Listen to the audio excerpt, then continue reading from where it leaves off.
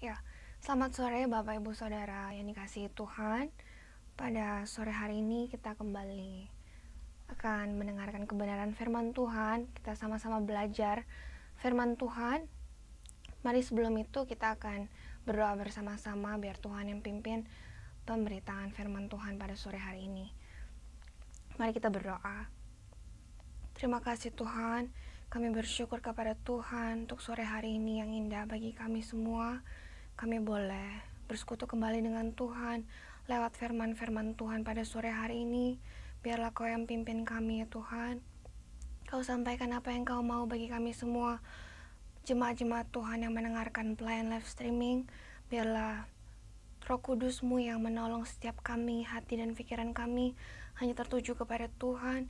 Kau sampaikan apa yang Kau mau bagi kami. Setiap pribadi lepas pribadi kami boleh terima berkat daripada Tuhan. Kau pimpin, kami serahkan pemberitaan firman Tuhan pada sore hari ini ke dalam tangan Tuhan. Kau layakkan hamba juga untuk sampaikan firman-Mu. Kau yang sembunyikan di balik salib Tuhan, agar setiap kemuliaan hanya bagi Tuhan. Kau yang urapi, Kau juga yang tolong. Kau yang kendalikan lidah bibir ini apa yang harus hamba sampaikan. Biarlah semuanya kami serahkan di dalam tangan Tuhan. Di dalam nama Tuhan Yesus Kristus. Haleluya. Amin. Puji Tuhan. Pada sore hari ini, karena kemurahan Tuhan, kita boleh kembali belajar bersama-sama kebenaran firman Tuhan. Berterima kasih kepada Tuhan Yesus karena boleh melayani Tuhan lewat pelayan live streaming di tempat ini. Untuk sore hari ini kita akan belajar tentang pertumbuhan gereja. Kita harus ketahui terlebih dahulu apa itu arti gereja sebelum kita melanjut ke ayat yang akan kita baca pada sore hari ini. Pertumbuhan gereja, kita harus tahu apa arti itu gereja. Gereja adalah berdasarkan dari arti bahasa Yunani. Secara etimologi berasal dari dua kata, yaitu kata ek dan kata kaleo. Untuk kata ek itu merupakan artinya adalah keluar, dan kaleo merupakan memanggil. Jadi arti dari gereja merupakan orang-orang yang dipanggil keluar dari kegelapan kepada terang. Itulah arti gereja yang kita tahu bersama-sama, bukan gedung gereja, bukan bangunan secara fisik jasmani, tapi manusia batinnya kita ini semua. Kita orang-orang yang percaya kepada Tuhan, yang lahir baru dan telah dibaptis, itulah yang disebut dengan gereja. Dan pada sore hari ini kita akan fokus untuk belajar bagaimana kita alami kebangunan rohani, adanya pertumbuhan rohani dalam kita ini. Saya dan saudara adalah gereja itu. Kita buka dalam kitab surat Tesalonika yang pertama, pasal yang kelima, ayat yang ke-23 sampai yang ke-28. Kita akan belajar bersama-sama lewat surat Paulus yang pertama bagi jemaat-jemaat di Tesalonika. Kita akan belajar bagaimana Paulus menyampaikan ada 3 pesan penting dari ayat ini untuk pertumbuhan-pertumbuhan rohani jemaat-jemaat di Tesalonika. Untuk yang pertama, saya bacakan ayatnya secara cepat, ayat 23 sampai yang ke-28. Salam, semoga Allah damai sejahtera menguduskan kamu seluruhnya, dan semoga roh, jiwa, dan tubuhmu terpelihara sempurna dengan tak bercacat pada kedatangan Yesus Kristus Tuhan kita. Ia yang memanggil kamu adalah setia, ia juga akan mengenapinya. Ayat yang ke-25, saudara-saudara, doakanlah kami. Sampaikanlah salam kami kepada semua saudara dengan cium yang kudus.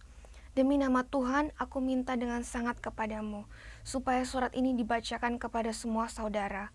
Kasih karunia Yesus Kristus Tuhan kita menyertai kamu. Haleluya, puji Tuhan. Kita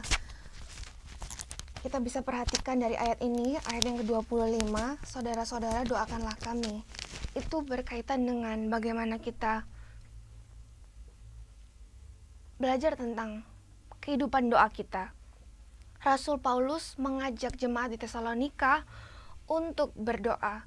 betapa pentingnya kehidupan doa dalam kehidupan setiap kita, orang-orang percaya yang kepada Tuhan Yesus. Ayat yang ke-25, saudara-saudara, doakanlah kami. Saya ajak semuanya untuk baca juga di ayat Roma 15 ayat 30, bukti bahwa Rasul Paulus mengajak semua jemaat-jemaat, bukan hanya di Tesalonika, tapi di Roma, Efesus, bahkan di Kolose pun ada ajakan Rasul Paulus, anjuran Rasul Paulus untuk kita semua berdoa selalu. Kita buka di Roma 15 ayat yang ke-30.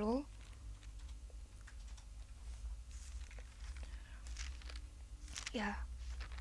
Tetapi demi Kristus Tuhan kita dan demi kasih Roh, aku menasihatkan kamu, saudara-saudara, untuk bergumul bersama-sama dengan aku dalam doa kepada Allah untuk aku.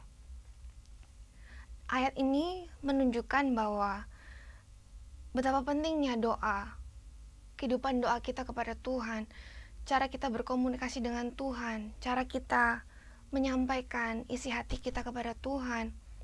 Kita sama-sama bergumul, lewati setiap perjalanan kehidupan kita, perjalanan rohani pun dalam doa.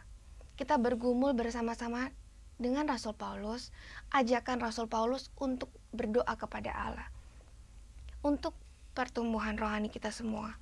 Itu betapa pentingnya. Itu bagi jemaat di Roma. Saya ajak juga kita buka Alkitab di kitab Efesus yang ke-6 ayat yang ke-18. Itu ajakan Rasul Paulus juga anjuran bagi jemaat di Efesus untuk berdoa. Dalam segala doa dan permohonan, berdoalah setiap waktu di dalam roh dan berjaga-jagalah di dalam doamu itu dengan permohonan yang tak putus-putusnya untuk segala orang kudus. Kita diajak untuk berdoa setiap waktu. Kata-kata ini mungkin terbelit di pikiran kita. Apa kita harus berdoa setiap waktu tanpa berhenti gitu? Padahal kita manusia harus bekerja, melakukan pekerjaan-pekerjaan yang lain, banyak tugas yang harus dikerjakan. Tapi yang mesti kita mengerti, ayat ini menjelaskan bahwa berdoalah setiap waktu itu kita harus terhubung dengan Tuhan setiap waktu. Jadi kehidupan doa kita terus hidup, terus ada, kita terus terhubung dengan Tuhan. Jadi bukan hanya doa saat teduh, suntuk di kamar atau di ruangan Bapak Ibu Saudara sekalian, tapi dimanapun kita berada, baik di perjalanan, baik di kantor, baik di rumah, baik di sekolah pun, untuk pemuda-pemudi yang mendengarkan, kita harus terhubung dengan Tuhan. Doa itulah yang menghubungkan kita dengan Tuhan. Bagaimana kita berbicara kepada Tuhan, kita sampaikan segala sesuatunya di hadapan Tuhan lewat doa-doa kita. Itu bagi jemaat di Efesus. Dan untuk jemaat di Kolose, kita buka di Kolose 4 ayat yang ketiga. Banyak sekali ajakan Rasul Paulus bagi jemaat-jemaat, karena itu penting, sebab Bapak Ibu Saudara, kehidupan doa kita itu sangat penting. Itu merupakan yang utama bagi kita semua, karena kita terhubungan dengan Allah, terhubung dalam doa. Jadi kita berbicara kepada Tuhan, kita berkomunikasi itu semuanya lewat doa. Dan Tuhan bisa dengar, kita bisa berkomunikasi dua arah. Baik kita di hadapan Tuhan, kepada Tuhan, dan Tuhan juga bisa berbicara kepada kita lewat firman, lewat doa-doa pribadi kita dengan Tuhan. Ada waktunya kita juga mendengarkan suara Tuhan. Bukan hanya kita yang berdoa, tapi juga kita beri waktu, kita berdiam diri, kita tenang, kita berikan waktu untuk Tuhan berbicara kepada setiap kita pribadi lepas pribadi tentang apa yang Tuhan mau dalam kehidupan kita. Kita baca di Kolose 4 yang ketiga, berdoa jugalah untuk kami supaya Allah membuka pintu untuk pemberitaan kami, sehingga kami dapat berbicara tentang rahasia Kristus yang karenanya aku dipenjarakan. Ini Rasul Paulus menceritakan alasannya dia dipenjarakan, tapi dia memohon juga kepada jemaat di Kolose, berdoa jugalah untuk kami supaya Allah membuka pintu untuk pemberitaan kami. Ada kerinduan Rasul Paulus mengajak jemaat-jemaat di Kolose untuk berdoa untuk pelayanannya, untuk apa yang dikerjakan Rasul Paulus dan rekan-rekannya. Bahkan saat melayani Tuhan, harus alami penderitaan. Rasul Paulus mengajak jemaat di Kolose untuk berdoa, karena Rasul Paulus tahu kalau berdoa itu sangat penting dan sangat besar kuasanya untuk pelayanannya, untuk kehidupan pribadinya, dan bahkan untuk kehidupan pelayanan Rasul Paulus. Saya juga mau ajak kita kembali ke 1 Tesalonika 5 ayat 23 tadi, 24 dan sampai 28, ayat yang ke-25. Saudara-saudara, doakanlah kami. Jadi itu untuk pembahasan yang pertama, kita harus tahu bahwa doa merupakan hal yang penting bagi kita semua, orang-orang percaya, untuk alami pertumbuhan rohani, untuk kita alami kebangunan-kebangunan dalam kehidupan kerohanian kita. Kita harus punya kehidupan doa yang benar di hadapan Tuhan. Bahkan Tuhan ajar banyak sekali mengenai doa ini, bukan hanya lewat Rasul Paulus, tapi Tuhan juga ajar dalam doa Bapa kami. Bahkan saat kita berpuasa pun, di Matius itu, Tuhan mengajar kita bagaimana cara kita berdoa. Bahkan Tuhan yang memimpin doa kita lewat Roh Kudus-Nya, karena kita sendiri sesuai dengan Alkitab katakan kita tidak tahu cara berdoa bagaimana, tapi ada Roh Kudus, ada penolong dalam kehidupan kita, ada seorang penghibur, itu seorang penolong yang menolong setiap pribadi kita untuk sanggup berdoa, berkata-kata di hadapan Tuhan. Bahkan itu semua dalam pimpinan Tuhan. Jadi saya mau mengajak Bapak Ibu Saudara semua, bahkan saat kita berdoa pun, baiklah kita memohon pimpinan Roh Kudus, biar Roh Kudus yang pimpin kita saat kita berdoa kepada Tuhan, agar setiap doa-doa kita berkenan di hadapan Tuhan. Bukan apa yang kita mau, yang kita sampaikan kepada Tuhan, tapi kita berusaha untuk ikuti apa yang Tuhan mau. Kita peka apa yang menjadi kehendak Tuhan dalam kehidupan setiap pribadi kita. Kita mengerti perasaan Tuhan. Bukan hanya kita berusaha mengerti perasaan sesama kita, manusia dan manusia, tapi berusaha untuk mengerti perasaan Tuhan lewat doa-doa kita. Jadi bukan hanya saat kita berdoa kita sampaikan, Tuhan saya mau ini, Tuhan saya mau itu, Tuhan saya rindu seperti ini, seperti itu. Selalu doa kita mengarah kepada pribadi kita sendiri. Tapi mari kita belajar sama-sama untuk bahkan saat berdoa pun kita lebih arahkan doa itu kepada Tuhan. Kita coba ambil waktu, kita pentingkan perasaan Tuhan, kita utamakan perasaan Tuhan. Kita tanya kepada Tuhan, apa yang menyenangkan hati Tuhan, apa yang kau sukai ya Tuhan, apa yang harus saya lakukan untuk memuliakan Tuhan, apa yang harus saya kerjakan untuk menyukakan hati Tuhan. Itulah yang menjadi kerinduan kita semua, kehidupan doa kita benar, dan itu akan terus berdampak kepada pertumbuhan-pertumbuhan rohani. Untuk yang kedua, di ayat 1 Tesalonika 5 ayat yang ke-26,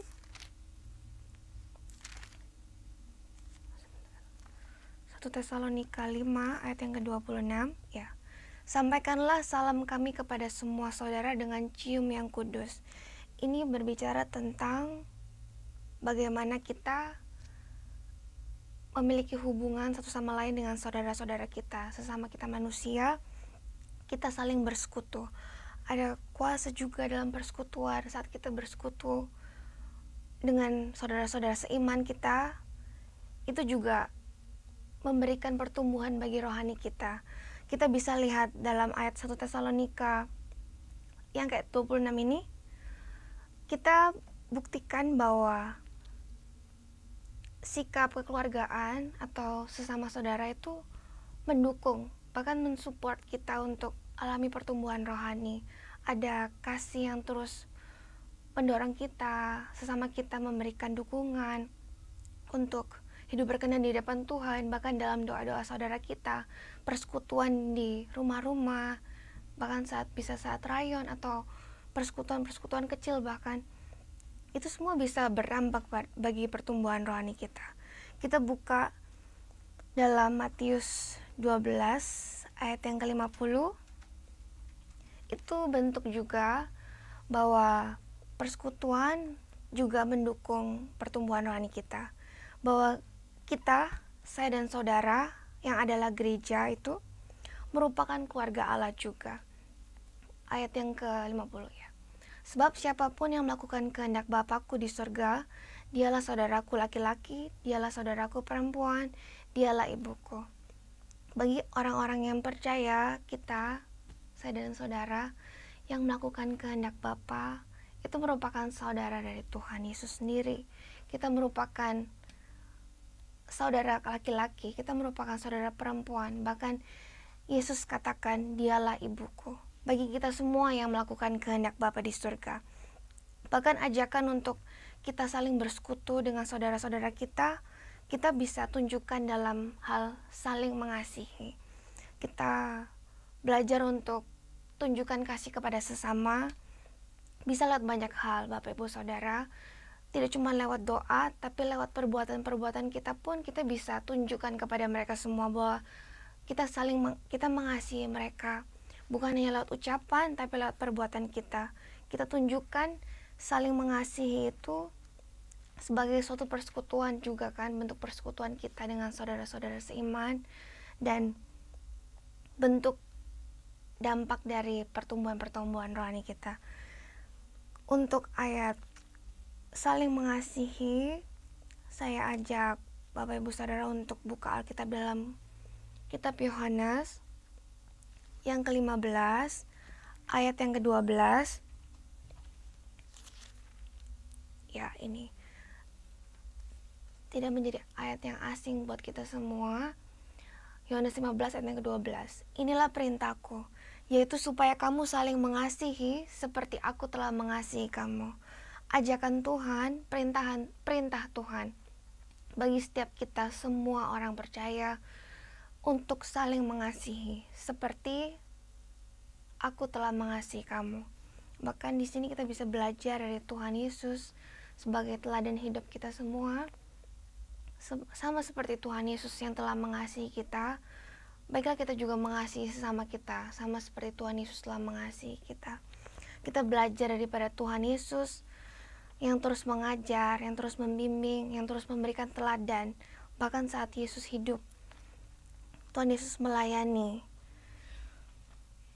Saya ajak juga kita semua untuk kembali ke ayat 1 Tesalonika 5 ayat ke-27. Jadi setelah kita tahu kehidupan doa, kita juga tahu kuasa dari persekutuan kita dengan sesama kita. Yang ketiga, kita akan mengerti, kita mengetahui bahwa pertumbuhan rohani itu juga berdasarkan dari firman Tuhan. Firman Allah, kuasa dari firman Allah, itulah yang membuat kita mampu untuk alami yang namanya pertumbuhan rohani. Demi nama Tuhan, aku minta dengan sangat kepadamu supaya surat ini dibacakan kepada semua saudara. Yang kita tahu bahwa semua firman Allah, semua ilham, itu semua firman Allah di Alkitab ini yang kita tahu, bahkan yang Rasul Paulus sampaikan, itu merupakan firman Allah. Alkitab ini merupakan firman Allah. Bahkan saat Paulus menuliskan kitab-kitabnya ini, itu berdasarkan dari pimpinan Roh Kudus. Dia diilhami oleh Roh Kudus. Bukti bahwa firman Allah itu penting untuk pertumbuhan rohani kita, supaya surat ini dibacakan kepada semua saudara. Jadi semua kita harus mengerti, kita harus membaca, kita harus memahami kebenaran firman Tuhan.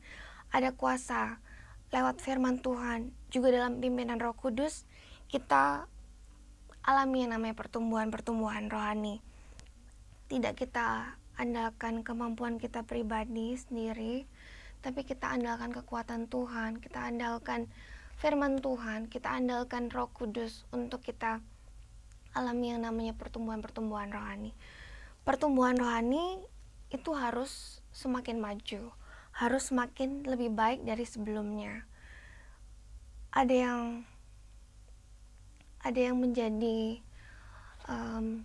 kerinduan kita semua, bahwa tidak alami yang namanya kemunduran rohani ya Bapak Ibu Saudara. Saya pribadi juga rindu kita semua orang-orang yang percaya kita alami kemajuan rohani, kita alami pertumbuhan semakin baik, semakin benar di hadapan Tuhan. Kita lakukan apa yang Tuhan kehendaki lewat firman Tuhan pada sore hari ini. Kita semakin mengarah kepada kesempurnaan yang Tuhan kehendaki. Kita semakin benar, kita semakin hidup suci, hidup kudus. Itu semua juga bentuk dari pertumbuhan rohani. Dan itu semua terjadi, itu semua bisa kita lakukan karena firman Allah. Kuasa firman Allah, bagaimana kita bersekutu dengan Tuhan, kita membaca dan merenungkan kebenaran firman, kita ambil waktu untuk berdoa. Bukan hanya berdoa ya Bapak Ibu Saudara, tapi kita juga perlu yang namanya membaca kebenaran firman Tuhan. Kita berusaha untuk mengerti apa yang Tuhan mau lewat kebenaran firman Tuhan. Mari kita sama-sama belajar lewat firman Tuhan pada sore hari ini. Saya ajak kita semua untuk sama-sama bertumbuh dalam hal kerohanian kita. Kita semakin berkenan di hadapan Tuhan. Bahkan rohani-rohani kita ini semua boleh dipandang indah di hadapan Tuhan. Untuk ayat yang terakhir, saya ajak kita buka di kitab Efesus yang kelima, ayat yang ke-26. Ya, untuk menguduskannya sesudah ia menyucikannya dengan memandikannya dengan air dan firman. Ini bukti bahwa firman itulah yang menyucikan kehidupan kita, yang menguduskan kehidupan kita, yang membersihkan kita. Apa yang salah, apa yang kotor, apa yang tidak berkenan di hadapan Tuhan, firman-Lah yang berkuasa untuk membersihkan setiap kita. Jangan lupa Bapak Ibu Saudara semua, tetap terhubung dengan Tuhan lewat doa, persekutuan kita dengan saudara-saudara seiman, bahkan lewat kuasa dari firman Allah yang mengubah kehidupan kita semakin berkenan di hadapan Tuhan. Kita minta pimpinan Roh Kudus, kita bersekutu dengan Tuhan lewat firman-firman Tuhan. Kita lawan yang namanya kemalasan. Mungkin ada dari kita, beberapa dari kita, tidak sedikit alami yang namanya kemalasan saat harus merenungkan kebenaran firman Tuhan. Kita harus berjuang, bakal sampai hal yang menyangkut kerohanian kita harus perjuangkan Bapak Ibu Saudara. Bukan hanya berjuang untuk kehidupan kita secara jasmani ya, kita perjuangkan, kita cari uang, mungkin ada Bapak Ibu yang bekerja untuk mencari uang, untuk menafkahi keluarga, untuk membayar sekolah anak, itu semua butuh perjuangan. Bahkan untuk makan setiap hari itu perlu perjuangan.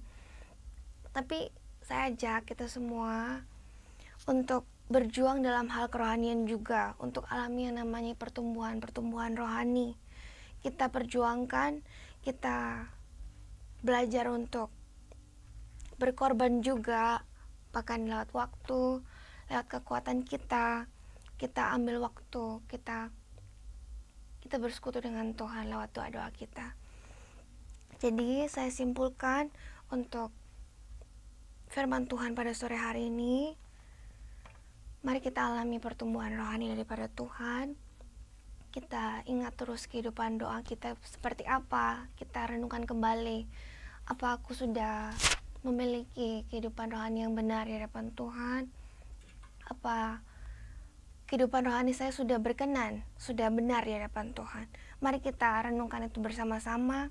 Juga untuk hal yang kedua, apakah kita sudah saling mengasihi? Apa kita sudah tunjukkan kasih kita kepada saudara-saudara seiman kita? Bahkan di luar dari iman kita juga harus saling mengasihi. Kita harus tunjukkan kasih Tuhan itu kepada setiap orang, semua orang, tidak terkecuali. Tidak kita membeda-bedakan satu sama lain. Dan yang ketiga, mengingat kuasa firman Allah. Kehidupan doa, persekutuan dengan saudara seiman dan semua orang, dan terus bersekutu dengan firman Allah dan Roh Kudus. Dan mari kita akan alami pertumbuhan-pertumbuhan rohani. Tuhan yang tolong kita semua, Tuhan yang bekerja di dalam kehidupan setiap kita. Kita andalkan Tuhan, kita berserah kepada Tuhan untuk alami pertumbuhan-pertumbuhan rohani. Dan jangan lupa tetap ada usaha untuk alami pertumbuhan. Saya ajak kita semua untuk berdoa biar Tuhan yang bekerja dalam kehidupan setiap kita. Terima kasih Tuhan Yesus. Haleluya. Terima kasih untuk kebenaran firman Tuhan yang Tuhan boleh sampaikan kepada setiap kami pada sore hari ini. Kami terberkati Tuhan. Kami sangat bersyukur. Kami berterima kasih untuk segala firman Tuhan yang Kau boleh sampaikan lewat firman-Mu pada sore hari ini. Kami boleh belajar untuk alami pertumbuhan-pertumbuhan rohani. Kami gereja Tuhan, kami Tuhan, untuk belajar untuk alami pertumbuhan-pertumbuhan rohani. Kami memohon pimpinan-Mu Tuhan Yesus. Kami memohon pertolongan Tuhan, biarlah tangan Tuhan yang terus menolong setiap kami, memampukan kami ya Tuhan, untuk alami yang namanya pertumbuhan-pertumbuhan rohani.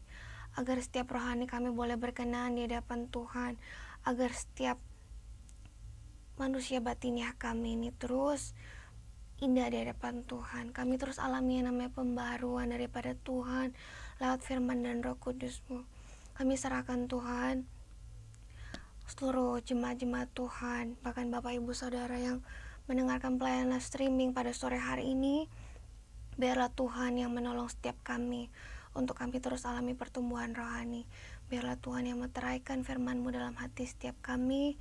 Kami boleh mengingatnya, kami boleh melakukannya dalam kehidupan kami ya Tuhan. Kami serahkan, kami bersyukur, kami alaskan doa dan ucapan syukur kami hanya di dalam nama Tuhan Yesus Kristus. Haleluya. Amin. Puji Tuhan.